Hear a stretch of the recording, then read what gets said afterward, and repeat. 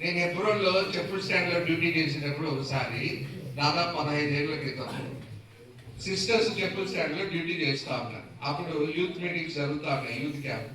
అప్పుడు ఒక అమ్మాయి వచ్చింది. ఆ అమ్మాయి ఒక హాస్పిటల్లో నర్సుగా పనిచేస్తుంది. ఆ అమ్మాయి ఒక హాస్పిటల్లో నర్సుగా పనిచేస్తుంది.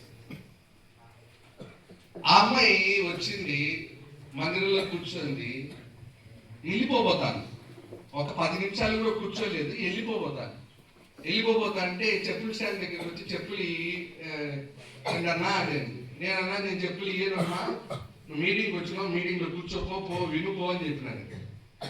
అంటే లేదు నేను చెప్పులు ఇయ్యన్నా, నేను బయటికి పోవాలా, లేదు నేను ఇయ్యను, నువ్వు పోయి కూర్చోపో, నువ్వు వినుపో అని చెప్పిన మాట. నువ్వు విను, నువ్వు దేవుని మాటలు విను అని చెప్తే సరే అని ఇంకా పోయింది. నేను చెప్పులు ఇయ్యలేదు కాబట్టి ఏం చేసింది, పోయి లోపల పోయి కూర్చొని వినింది దేవుని మాట.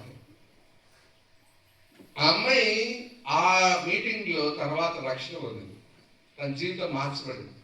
ఆ అమ్మాయి ఎలాంటి పరిస్థితిలో వచ్చింది అని అంటే, నాకు తెలియదు, తర్వాత చెప్పింది, తన సాక్షి తర్వాత చెప్పింది, రక్షణ పొందిన తర్వాత ఏం చెప్తుందంటే, ఆ రోజు మీటింగ్కి వచ్చినప్పుడు ఆ అమ్మాయి ఎలాంటి పరిస్థితిలో ఉందంటే, సంసోన్ లాంటి పరిస్థితిలో ఉంది. విసిగిపోయి ఏం చేసుకోవాలనుకోండి, చచ్చిపోవాలనే పరిస్థితిలో ఉంది. ఒక హాస్పిటల్లో ఒక నర్సుగా పనిచేస్తా ఉంది. కొన్నిటికి రాజీ పడింది, శరీర ఆశలకి, శరీర కోరికలకి రాజీ పడింది. రాజీ పడి తన జీవితాన్ని అంతటిని పాడు చేస్తుంది. అందరూ మోసం చేశారు అమ్మాయిలు. అందుకే నేను పర్టికులర్గా చెప్తున్నా, అర్థమైనా? మంచి మాటలు చెప్పే వాళ్ళంతా మంచోళ్ళు కాదు, గుర్తుపెట్టుకోండి. మంచి మాటలు చెప్పే వాళ్ళు, బాగా మంచిగా మాట్లాడే వాళ్ళంతా ఏదో మంచోళ్ళని అనుకుంటుంటారు ఈ బ్యాచ్, అదే పర్టికులర్గా.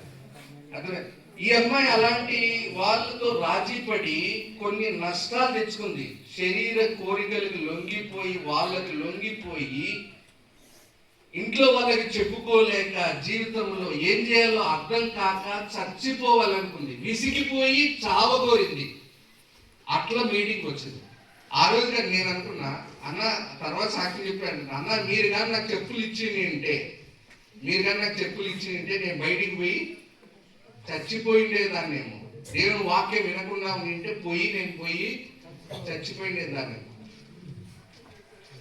నీ జీవితంలో రాజీ పడితే ఆ అమ్మాయి క్రైస్తవ కుటుంబంలో జన్మించింది. వాళ్ళ అమ్మ నాన్న మంచి పెద్దలు, క్రైస్తవులే, అంతా బాగానే ఉంది. కానీ తన జీవితంలో రాజీ పడింది. కొన్ని శరీర ఆశలకి రాజీ పడింది. దేనికి రాజీ పడతా ఉన్నావు? రాజీ పడితే లాస్ట్కి నీ జీవితంలో ఎలాంటి పరిస్థితికి వస్తావంటే, విసిగిపోతావు, చచ్చిపోవాలనుకుంటావు. నా జీవితంలో కూడా అనవసరమైన వాళ్ళతో అంతా ఫ్రెండ్షిప్ చేసి ఒక రోగం తెచ్చుకొని హాస్పిటల్లో పడితే